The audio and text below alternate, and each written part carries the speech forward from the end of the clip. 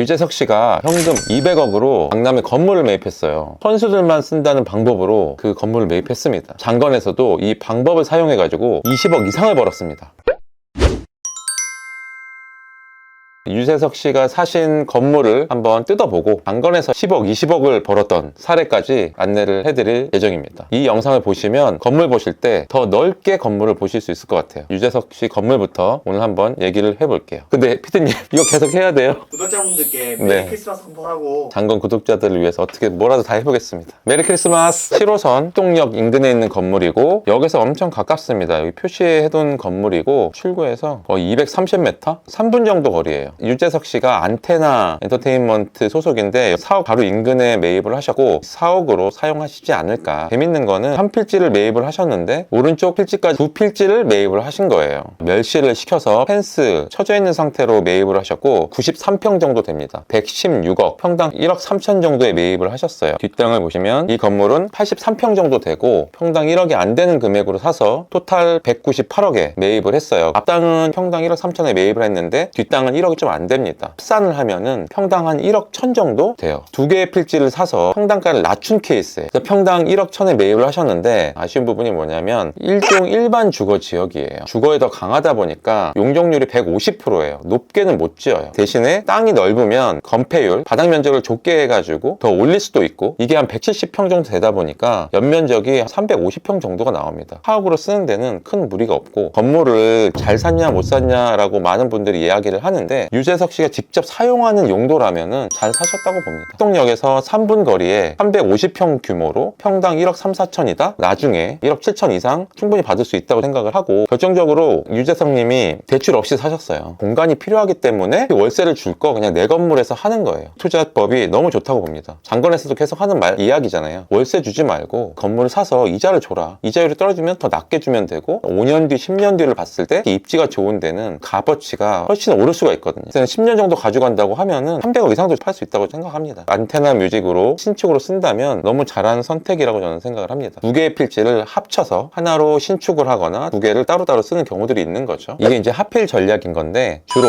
장건의 강호동 대표님이 많이 사용했던 겁니다. 하필 전략으로 20억 이상 번 케이스들이 있고요. 장사는 건물주다 실전 사례 강의에 있는 내용이에요. 조용히 가지고 왔는데 일부이고 많은 정보들을 보시려면 하단에 고정 댓글 확인해 보시면 저희 강의 내용 확인하실 수 있으니까 참고하시면 좋을 것 같아요. 라라브레드 건물이고 앞동이 있고 뒤에 한 동이 또 있어요. 과거로 돌아보면 주택이었습니다. 앞필지와 뒷필지를 매입을 해서 지금의 라라브레드를 운영을 하고 매각까지도 완료한 건물입니다. 이해하기 편하게 말씀드려 볼게요. 여기가 상업지인데 그때 당시 시세가 평당 900만 원 정도 됐었는데 대략 한 140평 정도고 70평, 70평 정도라고 보시면 돼요. 뒷땅을 평당 360만 원에 매입을 했습니다. 안쪽에 있는 자루형 토지라고 하는데 거래가 되기가 상당히 어렵습니다. 자루형만 매각하려면 금액이 낮을 수밖에 없어요. 근데 뒷땅은 되게 싸게 나왔는데 앞땅이 안 나왔다. 그럼 앞땅을 작업을 해가지고 100만 원 정도만 더 비싸게 1000만 원에 매입을 하고 뒷땅은 같이 매입을 하면 평균 700만 원이 돼요. 평당 200만 원을 싸게 사는 거예요. 이 시세에 비해서 3억 정도를 싸게 사는 겁니다. 강호동 대표님은 하필 전략을 잘 활용을 했어요. 보통은 이렇게 하필을 해서 신축을 하는데 이건 이대로 재생건축으로 리모델링해서 예쁘게 쓸 수 있기 때문에 앞동 뒷동으로 해가지고 지금은 두 개를 다 활용을 하고 리스백으로 매각을 한 사례입니다. 지방에는 아직도 기회가 있다는 게 KTX 주변에 있는 건물들은 유심히 볼 필요가 있을 것 같아요. 이것도 리모델링하고 해서 16억 이상 매각을 했기 때문에 시세 차익도 많이 볼 수 있었던 사례입니다. 두 번째 하이라이트입니다. 이제 상암동인데 디지털 미디어 시티역에서 2, 3분 거리에 여기는 하필을 해서 신축을 한 케이스입니다. 과거로 돌아가면 앞에 건물이 있었고 쭉 들어가면 깊은 집이라고 뒤에 건물이 있었어요. 이게 좋은 게 뭐냐면 앞에 건물은 30평, 뒤에 건물이 70평이었어요. 그러니까 뒷건물이 싸다고 했죠. 하필을 하면 금액이 확 떨어집니다. 사진 보시면 이해가 빠를 텐데 전체 100평인데 뒷땅이 70평 훨씬 더 크죠. 뒷땅이 3천도 안 되게 나온 거예요. 이 당시 여기 시세가 한 6,400 정도 됐었거든요. 뒷땅이 3천에 나오고 앞땅도 시세보다 조금 낮게 나왔어요.